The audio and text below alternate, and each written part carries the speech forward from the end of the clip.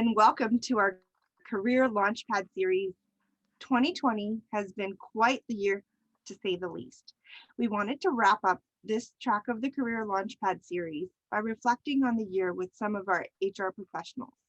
My name is Sumi Lanu, and I'm a SHRM board member, as well as the lead of the Rising Professionals Committee. I work for the Commonwealth of Virginia in the Department of Human Resource Management as a senior talent management consultant. I'm also SHRM CP certified. We have a few wonderful experts on the panel today, and you've seen some of their faces if you've watched some of our prior episodes of the Career Launchpad series. We'll be talking about our experiences throughout 2020, and I'll let my panel members introduce themselves. We'll start with Emily Connor.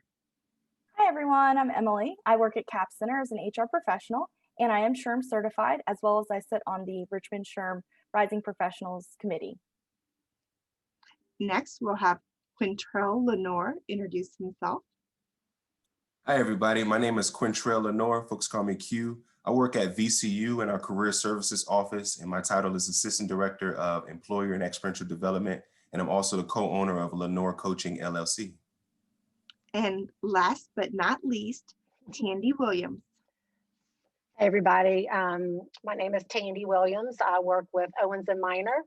I am a global talent management specialist. I'm also SHRM certified and sit on the Rising Professional Committee. All right, so we'll get started with our first question. What is your most proud HR accomplishment of 2020? So I think 2020 has been a crazy year, but we definitely have come through it with resilience. And as far as personally, I think I've been really proud of the fact that I earned my SHRM certification. That was earlier in February, and I joined the SHRM study group to help facilitate that. And then I also have been more involved in Richmond SHRM as far as the Rising Professionals Committee. And then as far as the company, we were able to really quickly pivot into this virtual environment and be able to meet the business needs of the company with our recruiting and strategies throughout COVID. That's been definitely fun to experience. Excellent. Well, congratulations on earning your certification. Thank you. Now, Q, what are your thoughts? Yeah, sure. So I'm kind of in the same boat as Emily. One proud accomplishment for me would be just being able to get the SHRM CP certification. I studied for about 4 months, starting back in late summer or early August. And then, with my wife holding me accountable, I just stayed diligent with studying. So for me, that was a huge accomplishment to get that under my belt. And I think, like most of our organizations, a big accomplishment was just a pivot. I work at VCU, so we're a huge organization. So it just takes time for us to, get things in order. So, starting back in March from when students were on spring break, a lot of our academic units in our institution as a whole had to really decide what we were going to do. And I think we did a good job adapting to, in-person meetings and programming and classes to virtual. And out of that, I think, we're able to produce a lot of solid programming and work within the virtual world, which could be, used for future opportunities when this pandemic goes away. Excellent. Congrats on your SHRM certification as well. All right, Tandy, what were some of your accomplishments for 2020 that you're proud of? Yeah, thanks, Sumi. So my first one would be just staying more involved in the Rising Professional Committee with SHRM. I've grown a lot, being more involved in this. So I really enjoy being a part of this committee and giving back to the HR community. At work, I would say definitely a huge accomplishment for our whole business, and kind of for our department being talent management is the launch of Workday, which is our kind of enterprise human capital system within our business, and we got a bunch of acquisitions and everybody on the same platform, same processes for performance management, which is the process that I lead, is getting everybody on the same goal setting and annual performance review, mid-year process. So that's been a huge accomplishment. And of course, adding on that it's all been virtual and getting everybody doing that has been definitely added to that accomplishment. That's great. Workday is the best system out in the industry right now. So I Yep. know that's an exciting accomplishment to get that implemented. I think personally for me, the most proud HR accomplishment, it's a blend of both personal and professional. So this committee, I've been leading it for 3 years, and I was so floored when we submitted an application for a National SHRM Award. It's called the Pinnacle Award. This committee's work was actually recognized as a national finalist for the Pinnacle Award by SHRM National. So it just is a testament to the hard work of the volunteers within this committee and their commitment to the HR profession, and just what we're trying to do to move the needle forward for HR professionals that are early in their career, as as well as those that are within the HR program in college. So that was a wonderful accomplishment for me for 2020. So let's move on to our next question. With most work environments having gone virtual in 2020, what is a memorable experience or even a funny story that you can share with us? We'll start with Emily. So I think that we all obviously we're all transitioning from a in-person environment to a virtual environment, and having very nice weather kind of at the start of this. I was sitting outside. I was on a vendor call, and there was a little part of the roof right beside me, and a large branch came and fell down right right while I was in the middle of a call. And I did not have it on mute. It was kind of before we really learned all these lessons about being in a virtual environment. And so I actually made a really loud scream and probably said some words that were not supposed to be said on that call, and realized very quickly after everyone got silent that they could hear me. And so I apologized, went on mute, and learned my lesson there. I always use the mute button when I'm not talking. So that was my most memorable experience with this whole virtual environment. Well, I'm glad you weren't hurt. Yes. Q, what's an experience you can share with us? Yeah, I think similar to Emily, just this shift to doing things virtually. Lots of funny stories. So obviously at VCU, my role is external facing, so I interact with employers. But I got a chance to co-lead a UNIV course, which is focused on developing first year men of color. So that experience is really rewarding because the initiative is to help these students transition to the school to build community so that they can ultimately graduate from VCU. But with any course, you start out with students that some are more engaged than others. But through that semester, as it progressed, it was great just seeing how a lot of those guys were opening up.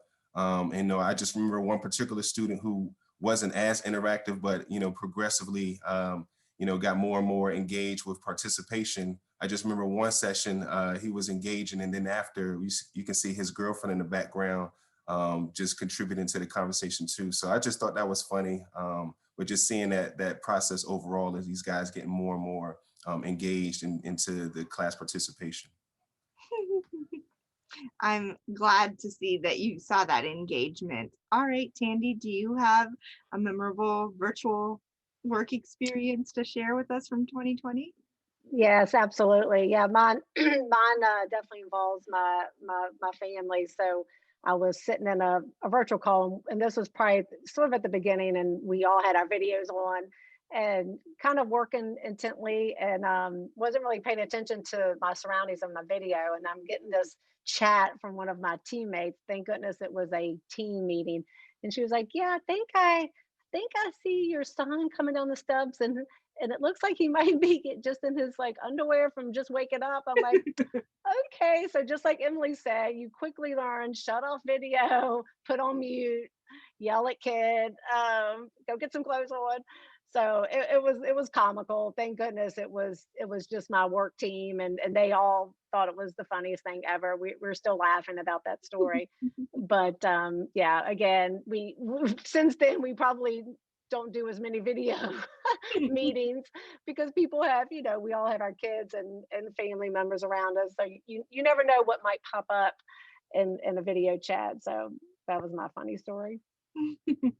Well, those are great. They all show examples of resilience and being forgiving to ourselves when things don't go perfectly, And also embracing the technology, because it still allows us to accomplish good work and even get our quiet students, as Q mentioned, more involved and engaged.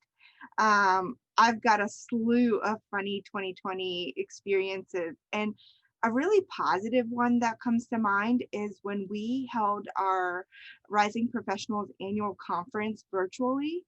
The amount of feedback and participation we got from HR members in the Richmond area and a part of Richmond SHRM, just there was so much engagement. And normally when you do an online survey after an event, you don't get a lot of feedback. We got great feedback and lots of interest of getting more involved virtually in the committee or within Richmond SHRM. So that was really heartwarming and rewarding, because we didn't know what the experience would be like from switching an in-person event to a virtual event, but it really did go over well. So giving ourselves grace on learning technology and really trying new innovative ideas has been a great learning out of 2020. So we'll go to our next question, which is, what's a lesson you learned this year? And we'll start again with Emily. Emily, you're on mute. Hey, that's one of our 2020 lessons.